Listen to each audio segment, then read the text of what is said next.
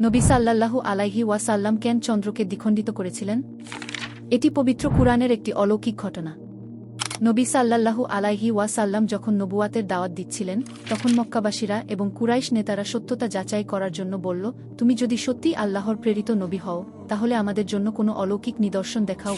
নবী সাল্লাল্লাহু আলাইহি ওয়াসাল্লাম তখন তাদেরকে জিজ্ঞাসা করলেন, যদি আমি আল্লাহর ইচ্ছায় তোমাদের সামনে এক অলৌকিক ঘটনা দেখাই, তাহলে কি তোমরা ঈমান আনবে? মক্কাবাসীরা ও কুরাইশ নেতারা সবাই একসঙ্গে বলে উঠল, আমরা ঈমান আনব। তবে তোমাকে অলৌকিক কিছু করে প্রমাণ দেখাতে হবে। নবী সাল্লাল্লাহু আলাইহি ওয়াসাল্লাম তখন চাঁদের দিকে তাকালেন এবং তার পবিত্র হাত আকাশের দিকে তুললেন।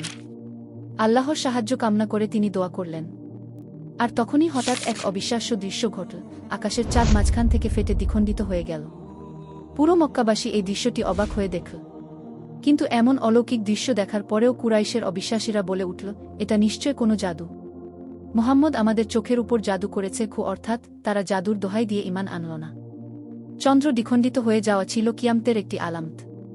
আর এই কিয়ামতের আলামতটি 1450 বছর আগে ঘটে গিয়েছে। ইসলামিক ভিডিওটি ভালো লেগে থাকলে চ্যানেলটি সাবস্ক্রাইব করুন।